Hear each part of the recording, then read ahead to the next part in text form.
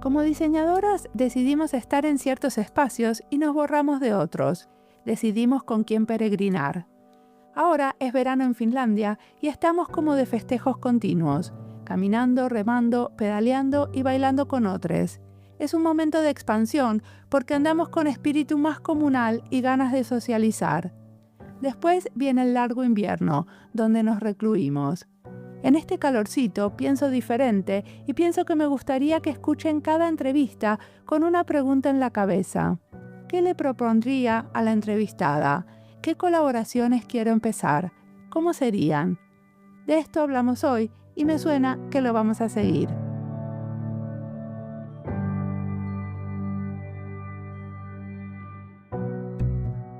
Melissa Jurado Ledón es una diseñadora artesanal y promotora cultural mexicana. En esta entrevista nos cuenta sobre su trabajo con comunidades bordadoras mayas. Nos contó sobre la técnica de jipijapa, que es un método ancestral de tejido artesanal que utiliza las fibras de las hojas de la planta de jipijapa. Hablamos de practicar diseño desde un lugar afectivo, situado y sensible. Y sobre todo, de cómo se puede escuchar a una comunidad para poder entender la manera de colaborar.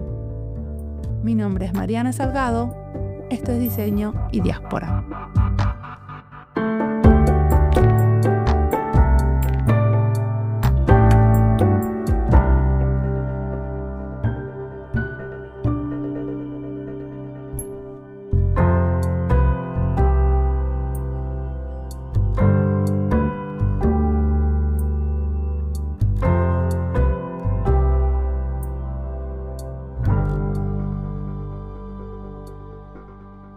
Mi nombre es Melissa Jurado Ledón, soy una diseñadora mexicana y mi trabajo abunda en la relación entre la artesanía y el diseño, el feminismo descolonial y la práctica situada desde un enfoque sensible o basado en la práctica. ¿Y qué diseño estudiaste cuando estudiaste? Yo soy diseñadora de moda, egresada de una universidad en Mérida, Yucatán, México. Hey, y entonces me vas a contar qué hiciste para tu doctorado, ¿no? Que lo acabas de terminar. Acabo de terminar la maestría, todavía el doctorado ahí todavía es no. la maestría. Pensé que está buenísima tu maestría, entonces vamos a hablar de tu maestría. Sí, yo estudié, justo ya obtuve mi título por parte de la Universidad Nacional Autónoma de México, la UNAM. Estudié diseño industrial en la área de conocimiento de teoría y historia. Inicié hace relativamente, pues hace unos 3 años, cambié el calor de Yucatán a el ruido, el dinamismo de la Ciudad de México para poder estudiar la maestría y pues desde el sueño de pensarme como una investigadora en diseño. ¿Y es muy grande el cambio de Yucatán a Ciudad de México? Sí, sí, la verdad es que sí. Y siempre sostengo que mi familia me preparó de alguna u otra forma para vivir en la Ciudad de México, ¿no?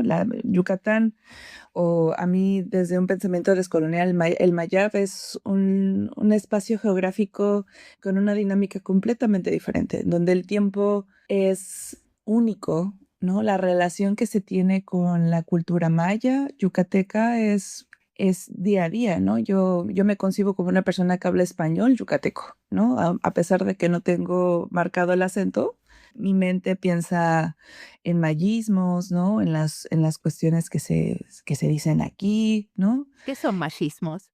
El mayismos, ya salió el acento un poco. Los mayismos son palabras del maya, ¿no? Pertenecientes al maya que están en nuestra habla pues cotidiana, ¿no? En sí, la palabra como tal en maya o su adaptación al español. O sea, pero vos hablas maya también, aparte de hablar castellano.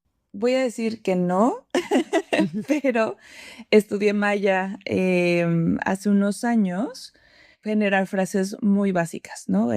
Empecé a estudiar maya porque, pues vaya, mi trabajo desde el 2015 ha sido con pueblos originarios de aquí, de la zona de la península. Ok. Y me vas a contar entonces qué estuviste investigando. Sí. Todo inicia como buena diseñadora tratando de proponer muchas cosas desde un lugar tradicional del diseño, ¿no? Sí. Mi anteproyecto completamente una propuesta de diseño productista, ¿no? En relación hacia cómo la artesanía y el diseño podrían entonces desarrollar procesos, pues, colaborativos, ¿no? Digámoslo de esa forma, ¿no? Sin embargo, en sus momentos, mis bellas tutoras, quienes, bueno, ni siquiera en ese entonces eran mis tutoras, pero mis bellas tutoras en ese momento me cuestionaban sobre mi dinámica trabajando en la península, ¿no? Platicando O con sea, ellas. vos trabajabas con bordadoras, ¿no? Para ser más específicas. He trabajado con varias comunidades, ¿no? Y es ahí lo complejo de mi relación con los pueblos originarios. A pesar de que mi proyecto de investigación aborda un estudio de caso o un lugar situado desde unos conocimientos situados, ¿no? Como lo que diría Haraway. Desde esta perspectiva particular, pues me adentré particularmente al bordado maya yucateco porque bien sabemos que una maestría es un tiempo muy corto de investigación y a nivel literatura y a nivel práctica, el bordado aquí en la península es una de las técnicas artesanales o procesos artesanales que más abundan en el estado, ¿no? Podría yo, sin miedo a equivocarme, a decir que cualquier municipio que uno visite aquí en el Maya podría encontrar a una mujer o un hombre bordador, ¿no? Así de tan extenso es. Sin embargo, llevo unos 10 años trabajando con comunidades mayas. Y en este camino he pasado desde estudiante, desde eventualmente profesora, eventualmente promotora cultural, eventualmente diseñadora artesanal. Y en todos estos espacios de profesionalización que uno pudiese tener como diseñador, me di cuenta que el proceso colaborativo no era algo que, lo quiero poner entre comillas, estaba bien, ¿no? Porque es un juicio de valor, ¿no?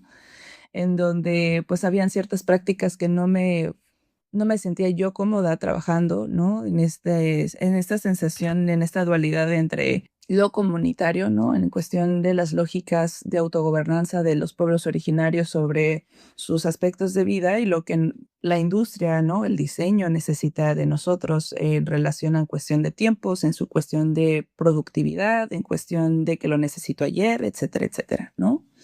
Y tuve bien a recordar un bello artículo que leí en aquella vez tratando de ser profesora y fundamentar mi trabajo como pues diseñadora artesanal para enseñarles a otros diseñadores en formaciones sobre el diseño artesanal, sobre Diana Albarrán, que ella habla y aborda sobre estas cuestiones y hace un posicionamiento crítico sobre que el diseño artesanal se mueve en esferas de asistencialismo y paternalismo, ¿no? Desde ese pensamiento descolonial. Fueron esas palabras que hicieron que cambiara yo mi práctica, ¿no? Y entendiera y pudiera yo poner en palabras lo que estaba yo haciendo, ¿no? Sobre todo, y lo que la industria estaba abocada, ¿no? Y por mucho tiempo intenté cambiar la forma de trabajo con las comunidades, pero fue en este espacio de estudios de posgrado que mi proyecto de investigación se centra en estudiar el espacio colaborativo, el entender cuáles son sus caracterizaciones. ¿Y qué entendiste? Mu- Muchísimas cosas, que es muy complejo, ¿no? Sí, está bien, pero eso supongo que lo sabías desde el principio que era complejo. Decime algo más jugoso aparte. Que, vaya, una parte importante de la investigación se centra en poder caracterizar todas esas tensiones que tiene este dinamismo o esta dualidad entre la artesanía y el diseño, ¿no? Ya mencioné el asistencialismo y el paternalismo, ¿no? Pero se complejiza más con entender que existe el extractivismo cultural, ¿no? Que hay una situación intervencionista, ¿no? Que nosotros como diseñadores vamos a las comunidades y no las comunidades pues realmente no nos necesitan.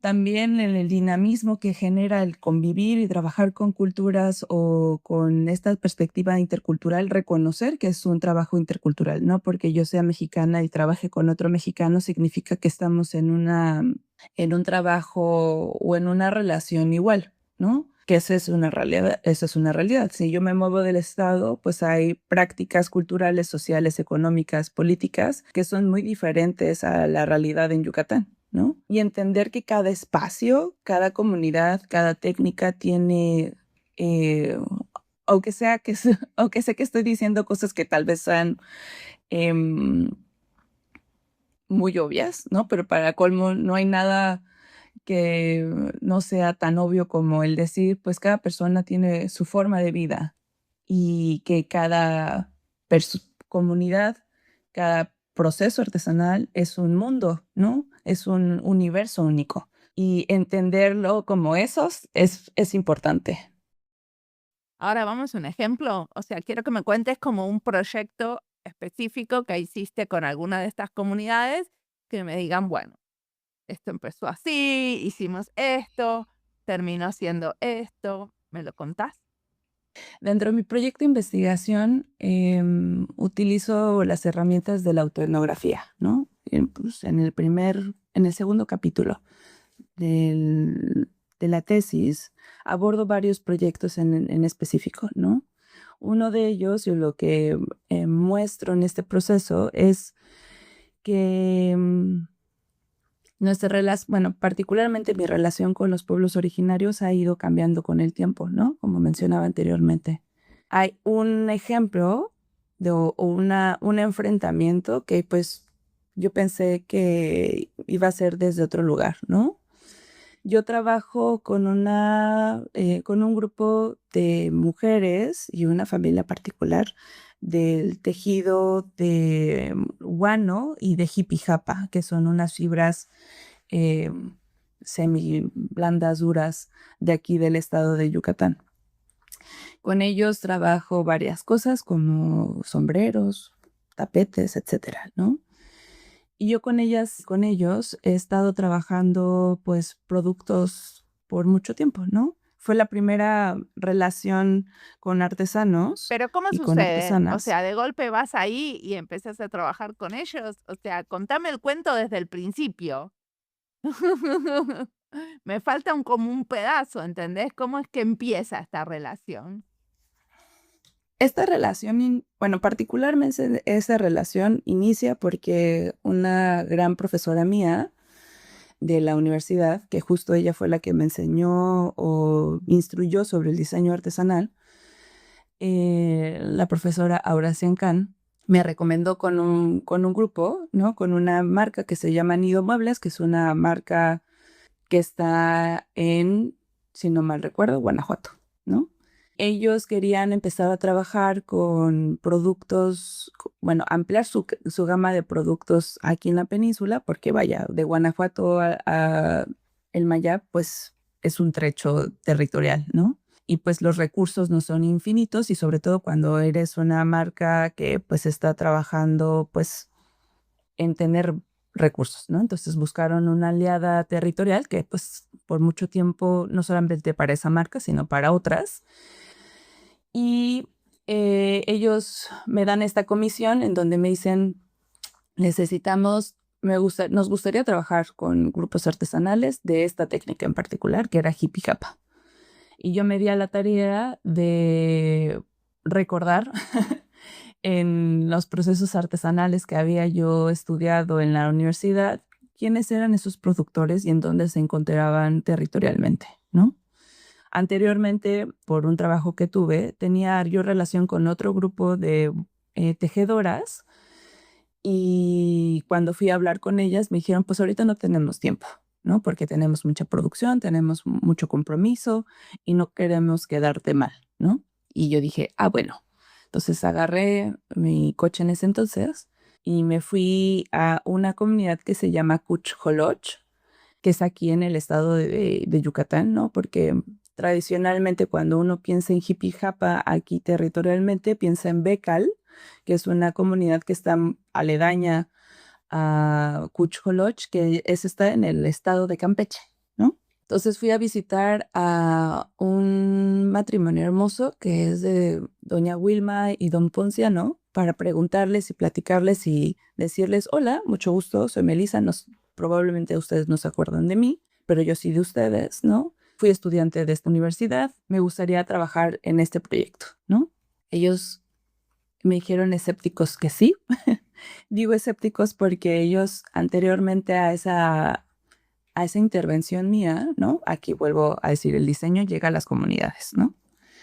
Llegó otra persona diseñadora a la comunidad y tuvieron ciertas prácticas muy complejas de autoría, ¿no? De que ellos se sentían, pues de alguna u otra manera violentados por otra persona, que en este proceso pues había sido muy complejo para ellos volver a confiar en una persona diseñadora porque se sentían tristes, ¿no? Sobre todo, y se sentían que no podían confiar otra vez en una persona que viniera de fuera, ¿no? Sino trabajar de ellos de forma independiente, como muchas veces lo han hecho alrededor del tiempo, ¿no? Entonces, pues nosotras pues empezamos a trabajar en los productos que estábamos proponiendo para Nido, ¿no? Tanto replicar productos que ellas ya tenían, como nuevos productos, ¿no? Y nuestra relación empezó a florecer en donde pues mi familia iba conmigo a la comunidad, ellos me presentaban a sus familiares, ¿no? Sostuvimos una relación muy íntima entre los dos, ¿no? Entre las dos sobre todo. Doña Wilma y yo pues pasamos horas en las cuevas, ¿no? Porque esta es una técnica que se tiene que hacer con altos índices de humedad para que la fibra no se rompa. Pasábamos mucho tiempo juntas. De ese proyecto empezamos a trabajar otros proyectos, ¿no? Personales y de otras marcas, de otros diseñadores, otras diseñadoras. Y justo en mi proyecto de investigación lo que menciono es de que yo pensé que pues teníamos una relación muy afectiva, diría, ¿no? Muy cercana.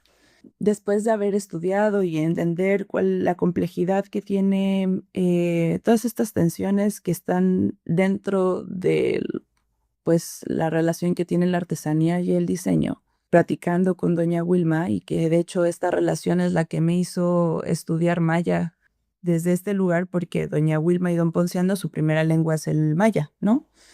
Y el español lo hablan, ¿no? Pero en la traducción se complica nuestra interacción, ¿no? O muchas veces se nos complica nuestra interacción hay ciertos términos de diseño que no es que sean muy complejos de traducir, pero de explicar o entender en esta dimensión es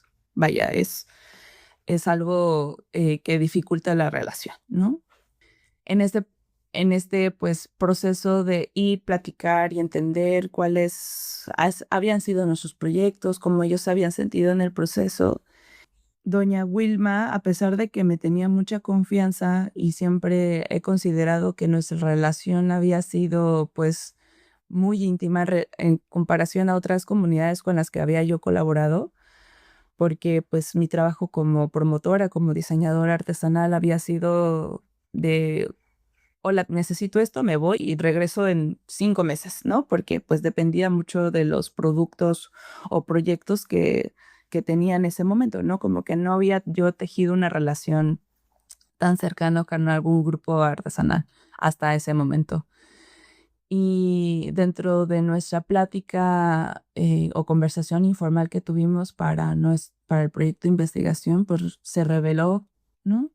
Que doña Wilma sentía que no me podía decir que no a los proyectos que yo le pues presentaba, ¿no? O si yo decía un proceso, ya me decía que sí, porque a ella le habían enseñado que la gente de fuera, o los diseñadores en particularmente, pues eran las personas que tenían la razón y eran más expertas que ellas, ¿no? Esa información me derrumbó, ¿no? y me empecé a cuestionar, pues, cuántos compañeras, cuántos compañeros tienen esta misma percepción, no solamente del diseño en sí, sino de mí como diseñadora, ¿no? A partir de eso, me empecé a cuestionar, entonces, ¿cómo se practica el diseño desde un lugar, pues, afectivo, sensible, desde este pensamiento decolonizante, ¿no? Desde este lugar situado. Y es como se forma mi proyecto de investigación, Mariana. ¿Y qué cambió en tu práctica para, para poder como, bueno, desaprender eso y poder, ¿no? Poder estar en una situación más igualitaria con los colaboradores. Creo que el primer paso que me aventuré a hacer es escuchar, ¿no? Tener claro cuál es, sobre todo como Diana Albarrán también formó parte como las vueltas que da la vida, ¿no? Ella fue parte de mi cuerpo tutor en conjunto con la doctora Ana María Salazar, que es una antropóloga, y un diseñador que es Adrián Martínez Moncada. En conjunto con ellos tres, pues empecé a cuestionarme sobre cuál era mi posicionalidad, ¿no? Cuáles eran realmente mis intenciones al explorar el espacio colaborativo entre la artesanía y el diseño. En su momento entender que la práctica de diseño que a mí me interesaba situar era primero entender cuáles son las características que hacen que el espacio surja desde el diseño y desde una visión situada, ¿no? Entonces, desde ese lugar llegué a hacer un caso de estudio al bordado, a una comunidad del bordado maya yucateco, que es una comunidad que se llama Quimbilá, que está en la alcaldía, en el municipio de Izamal, ¿no? Que es un pueblo mágico aquí en México. Y llegar a la comunidad desde estos ojos a, primero escuchemos cómo es la dinámica colaborativa, ¿no? Sin el diseño, cómo es el tejido social, cómo se están apoyando entre ellas y ellos, ¿no? Cuáles son los aspectos de autogobernanza que tiene la comunidad. Particularmente, Quimbila tiene un documento no oficial, pero oficial, sobre que hicieron la Junta de Pobladores de Quimbila para personas que quieran trabajar en, pues, en la comunidad, tengan como ciertos lineamientos de qué es lo que la comunidad quiere que nosotras, personas, hagamos, ¿no? Y sobre todo, empresas.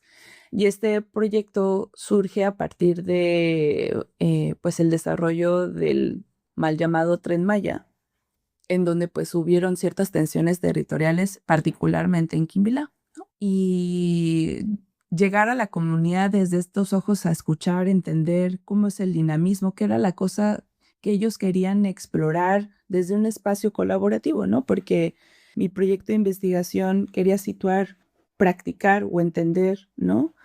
El espacio colaborativo, y creo que ese primer paso sobre escuchar y corresponder, ¿no? Ante esa escucha activa, corazonada, como diría Diana, me hizo caminar desde otro lugar, ¿no? No, sí entendiendo mi intención, pero caminar desde las compañeras que yo entrevisté, porque es un proyecto que conformé con puras mujeres. Las compañeras que yo escuché, pues me decían, pues sí, el tejido social en nuestra comunidad es muy complicado, ¿no? No nos apoyamos entre nosotros porque Quimbila particularmente es una comunidad que se dedica a la producción de ropa artesanal, modernizada y tradicional. Y toda la comunidad está abocada no solamente al bordado, sino al corte, a toda la industria del vestido, ¿no? Como tal. A ver, si entiendo bien, al principio, en el primer caso que me contaste, vos estabas yendo como de la mano de una industria que tenía una necesidad específica de usar esa artesanía para realizar una parte de sus productos o sus productos. Y después, cuando te comunicaste con esta otra comunidad, fuiste más a hacer tu investigación, que es lo que te permitió esto del escuchar, de estar ahí, de entender el tejido social Entonces no tenías por qué terminar en un diseño de producto o de artesanal. Así es, Lo que cambió no solamente fue como tu actitud, sino también las condiciones de la colaboración. así es. Sí, o sea, no solamente cuestionarme particularmente, ¿no? Si mi intención era fijamos que ese era el desarrollo de un producto, ¿no? Entender cómo el desarrollo de esta cosa, ¿no? De este proceso, de esta actividad, se inserta dentro de la comunidad. Ver, uno, si tensiona. Dos, cómo podemos involucrar a las personas de forma abierta, ¿no? Porque muchas veces cuando se trabajan con una comunidad desde cero, pues era el recomendado del recomendado, ¿no? Entonces se vuelve una línea infinita de solamente beneficiar, lo quiero poner entre comillas, pero pues es una realidad económicamente a solamente una parte de la comunidad y eso tensiona el espacio, ¿no? Porque pues los vecinos, los familiares dicen, pero ¿por qué ella sí, yo no, ¿no? Si yo también tengo de alguna u otra manera alguna necesidad de trabajo o quiero yo trabajar porque me interesa, porque lo que sea, ¿no? Entonces, justo en los lineamientos de los pobladores de Quimbila, pues era primero consultar si puedes entrar, ¿no? Entonces fui con el señor comisario de la comunidad a decir, hola, me presento, no sé qué voy a hacer, pero me gustaría escuchar a la comunidad, ¿no? Y el señor comisario de ese entonces me mencionó, escucha y cuando tengas claro qué quieres hacer, regresas y me presentas el proyecto y revisamos si es necesario hablarle al comisario ejidal, ¿no? Que es el territorial, y organizamos una junta con los pobladores para revisar tu proyecto y presentárselo y ver quién se quiere sumar, ¿no? Porque me dijo, dentro de la comunidad no puedes trabajar solamente con un grupo, sino hay que ampliarlo y quien llegue, ¿no? Ah, ok. Entonces yo escuché y accioné correspondía ante esa necesidad particular. ¿Y qué terminaste haciendo con ellos? Resulta que en esta comunidad y en muchas otras, que hay una necesidad de revalorizar los conocimientos situados.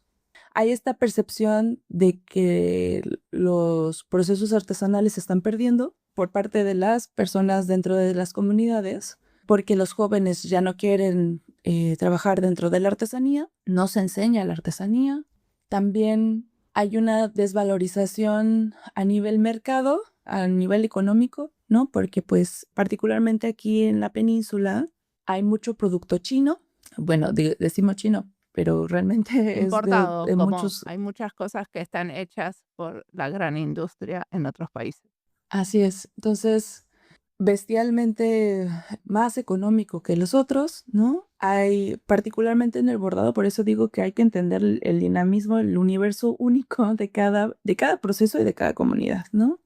Particularmente en el bordado maya yucateco, pues hay un proceso de imprimir los motivos de los bordados y bordado con computadora, ¿no? Entonces, esto hace que los perceptiblemente, ¿no? De una blusa o una camisa, una guayabera. Pero contame qué hicieron ustedes. Esta era la situación. Muy bien, acá tenemos un problema, hay una industria que produce más barato. Entonces, bajo esta desvalorización del mercado, hicimos una cartografía cultural porque la necesidad de nuestras compañeras era, queremos entender qué es lo que hace único a nuestra comunidad, ¿no? Entonces, diría uno, pues ese es un trabajo que el diseño no debería de entrar, no sé, ¿no? Que no es muy tradicional que el diseño se adentre a estos procesos sociales, ¿no? Pero desde una práctica de investigación-creación, utilizamos metáforas para poder visibilizar, uno, cuáles eran esas categorías del patrimonio que ellas querían averiguar de su propia comunidad, no solamente del bordado, sino de su comunidad, poder mapearlas, visibilizarlas, es decir, dibujarlas, a partir de que pudimos identificar que lo que hacía única a su comunidad, particularmente porque el proyecto estaba situado a entender el dinamismo colaborativo, entendernos a nosotras como personas dentro de este espacio, caracterizarnos, eventualmente preguntarnos qué queríamos hacer después con esta información que habíamos identificado, ¿no? El proyecto hizo un corte de caja al entender que la comunidad lo que quería hacer con esta revelación de sus conocimientos situados, pues eran varios proyectos, ¿no? Particularmente uno de los proyectos que quieren en la comunidad de Quimbila hacer es un museo o galería sobre el proceso del bordado maya yucateco, ¿no? Dentro de su comunidad, que hable acerca de ellas y de sus familiares, de sus, aquí en Yucatán le decimos a sus abuelas, ¿no? A sus generaciones antepasadas y otras cosas, como tratar de insertar talleres para juventudes, ¿no? Y otras actividades, ¿no? Pero algo que se determinó dentro del espacio colaborativo era buscar hacer un museo y como eso, Bueno, como de particularmente. alguna manera vos les ayudaste a conceptualizar qué es lo que querían para el futuro, ¿no? Así, Como algunos nuevos conceptos de cosas que antes no estaban tan tangibles o consensuadas.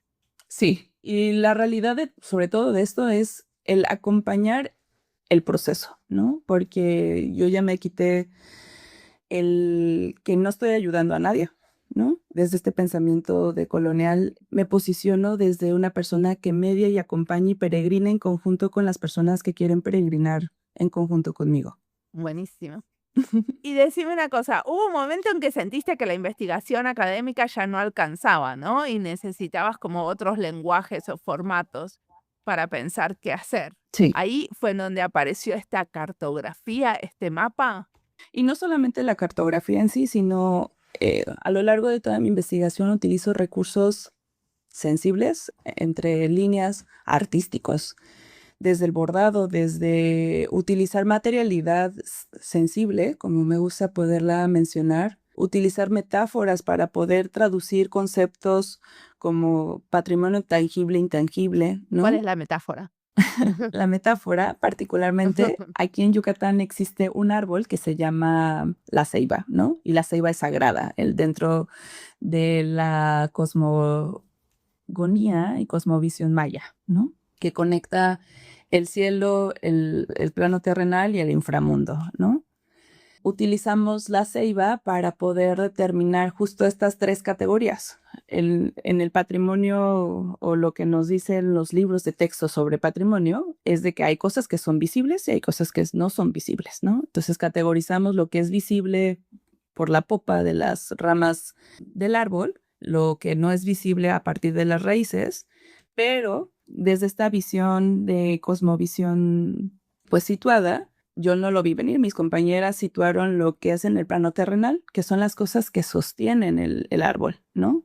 Y para mis compañeras en Quimbila, cada investigador deberá de utilizar tal vez esta metáfora en el árbol situado de su comunidad, que sostiene estos conocimientos. Y para ellas, pues era la tierra y el agua, que sin eso el bordado no existiría, ¿no? Porque si no hay tierra y no hay agua y no hay esos recursos, no existiría sus conocimientos, ¿no? U otras cosas.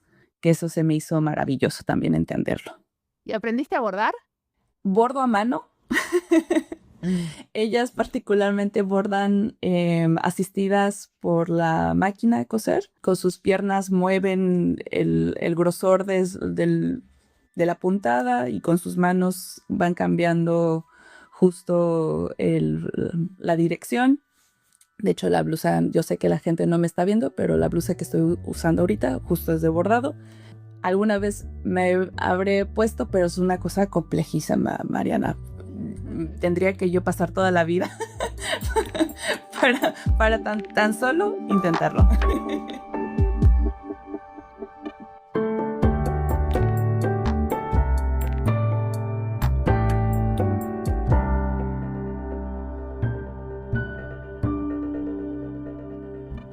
Esta entrevista es parte de las listas México y Diseño, Diseño Textil y de Indumentaria, Territorio y Diseño, Diseño de Colonial, Investigación en Diseño y Educación en Diseño. Las listas las encuentran en nuestra página web en la sección de recomendados y en Spotify. Si estás buscando algo y no lo encontrás, te puedes comunicar conmigo.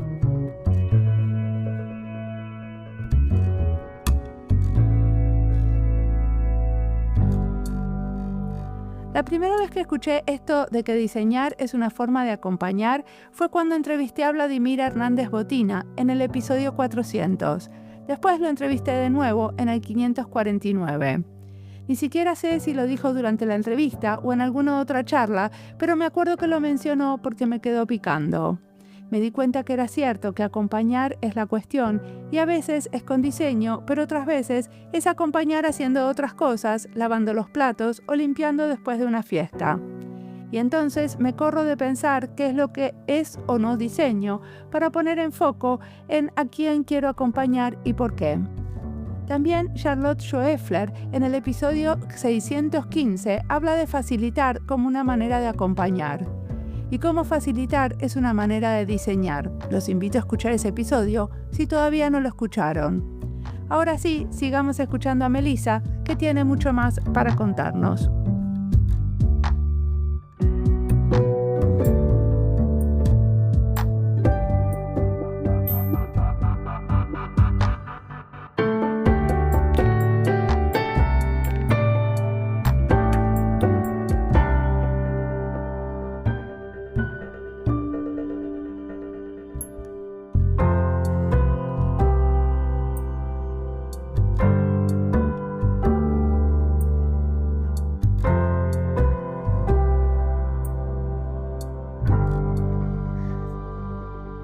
¿Qué nos recomendás leer, escuchar, mirar en relación a este trabajo?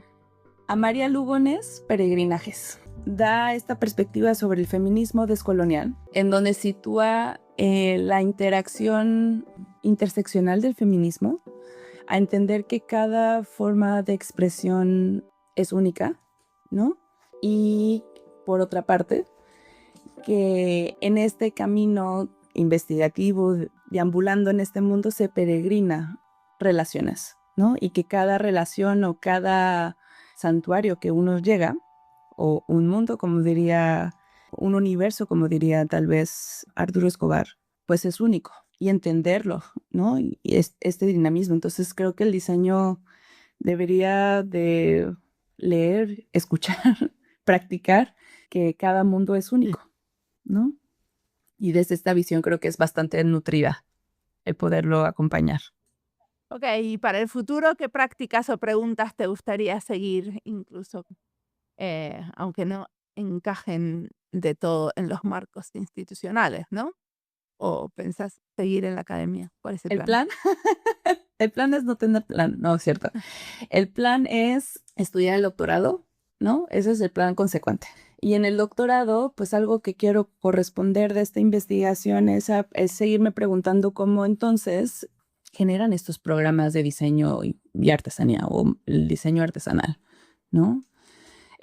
Cómo se decoloniza la práctica académica cuando comulgas con otras culturas, ¿no? Con otros universos, cómo se forma esa academia, cómo se incluyen a esas actoras, esos actores dentro de la misma currícula, desafiar al sistema para incluir y también apoyarnos en el sistema, ¿no? Porque no todo es desafiarlo, para poder incluir a las artesanas y a los artesanos, a los maestros, que pues son quienes dan vida a los productos que hacemos, ¿no?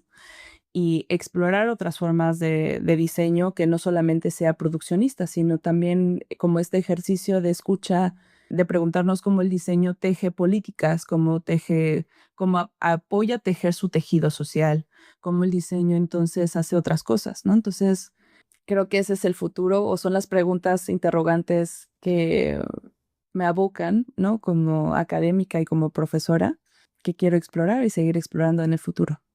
O sea, ¿vos trabajás también con tus alumnos, con las comunidades? O sea, ¿llevas a tus alumnos a trabajar en territorio? Sí, bueno, ahorita porque vivo en la Ciudad de México, mi territorio es y territorialmente es complicado porque vaya, todo se resume en recursos. Sin embargo, por muchos años trabajé con una práctica situada. De hecho, Actualmente, aunque no estamos trabajando con pueblos originarios dentro de mis aulas, una de mis aulas estamos trabajando desde la lucha social y cómo se trabaja una práctica situada, colaborativa, desde el diseño activista. ¿Y qué luchas sociales están apoyando? Son 4 luchas sociales. Una de ellas es migración, otra de ellas es neurodivergencias en relación a recursos educativos, de cómo el sistema hace a un lado a las personas que son diferentes en el sistema. Educación sexual para evitar la deserción estudiantil en mujeres y cómo el diseño acompaña a las madres buscadoras en México. Estas luchas, pues evidentemente yo no las impartí, o sea, yo no se las di a mis alumnos, sino mis alumnas y mis alumnos eligieron qué querían trabajar y la lucha social que ellas y ellos querían acompañar. Mi lucha social son los pueblos originarios, ¿no? La batalla territorial. Entonces, ellas y ellos decidieron acompañar esas luchas. ¿Y qué transformaciones personales, o sea, cómo cambió tu vida después de un proceso de investigación así? Pensé que iba a tener ¿Hay más... cosas que cambiaron en lo personal? Sí, pensé que yo iba a tener más respuestas, ¿no? De primera mano. Sí las tuve, pero tengo más preguntas, ¿no? Y entender que está bien tener más preguntas y que no tengo que tener todo resuelto. Entender que la dinámica de investigación es diferente a la producción de productos, ¿no? Entender que la palabra toma tiempo, ¿no? Tú muy bien lo puedes entender con este proyecto. El conocimiento toma tiempo, ¿no? Mi transformación personal más importante es entender que no sé nada, no ayudo a nadie, pero el que esté dentro de ciertos escenarios, pues puede generar a partir de mis conocimientos de la práctica del diseño, acompañar, ¿no? Y que creo que eso es lo más revelador de todo este proceso de investigación. Buenísimo, muchas gracias por la entrevista. Gracias, Mariana.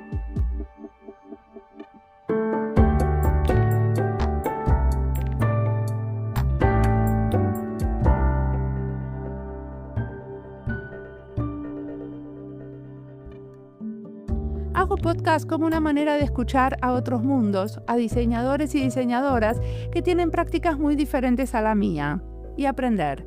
El podcast puede ser una manera de actualizarnos, pero también de investigar. Sobre esto estuve leyendo esta semana. Se pueden usar para encontrar nuevas personas a las que queremos seguirle el paso porque su investigación nos interesa, recopilar información sobre proyectos similares o prácticas que nutren a la nuestra. Se puede usar el podcast para investigar también. Mucha investigación tiene como método las entrevistas, que están centradas en la oralidad, pero sin embargo las transcribimos. Y en esa transcripción se pierden matices, maneras de decir, pausas y acentos. Lo sabemos, pero seguimos apostando a una investigación que no deje traspasar mucho de lo emotivo, de la comunicación, que no pasa por las palabras solamente. A mí me gustaría que investigadores como Melissa quieran colaborar conmigo y explorar juntos cómo el podcast podría ser una herramienta para investigar, cómo las entrevistas publicadas para otros pueden ser también maneras de entender. Si estás escuchando e investigando y te interesa hacer algún tipo de colaboración, siempre te puedes comunicar conmigo. Quisiera que otros se apropien de diseño y diáspora y lo usen como recurso en su propia investigación en diseño.